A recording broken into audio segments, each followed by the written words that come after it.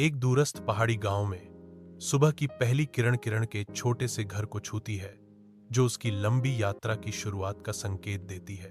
नंगे पैर किरण स्कूल के लंबे रास्ते का सामना करने के लिए तैयार होकर निकलती है।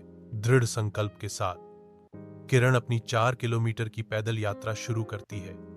उसकी छोटी सी आकृति ऊबड़ खाबड़ रास्ते पर आगे बढ़ रही है।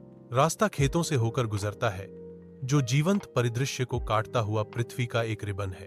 वह एक नदी के पास से गुजरती है, जिसके पानी में आसमान झलकता है, जो उसकी दैनिक यात्रा में एक निरंतर साथी है। चुनौतियों के बावजूद किरण दृढ़ता से चलती है। उसकी लचीलापन पहाड़ों की स्थायी भावना को प्रतिध्वनित करता है। एक विनम्र गांव के स्कूल में किरण अपने सहपाठियों के बीच बैठती है। उसका दृढ़ संकल्प उसकी पुरानी पाठ्यपुस्तकों से भी अधिक चमकता है। संसाधन पूर्ण और मेहनती, वह दोस्तों से पुरानी किताबें उधार लेती है, ज्ञान को एक कीमती मोज़ेक की तरह जोड़ती है।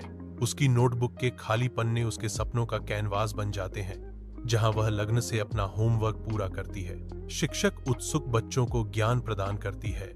उसकी आवाज छोटे से कक्षा में ज्ञान की किरण है। किरण ध्यान से सुनती है। उसका दिमाग हर शब्द को सोख रहा है।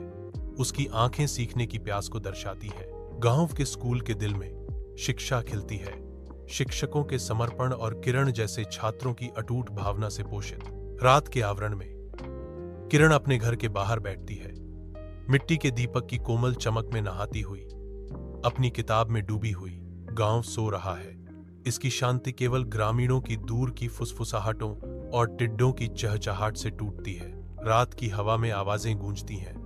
उनके शब्द अस्वीकृति से भरे हैं। लड़कियों को इतना अध्ययन नहीं करना चाहिए।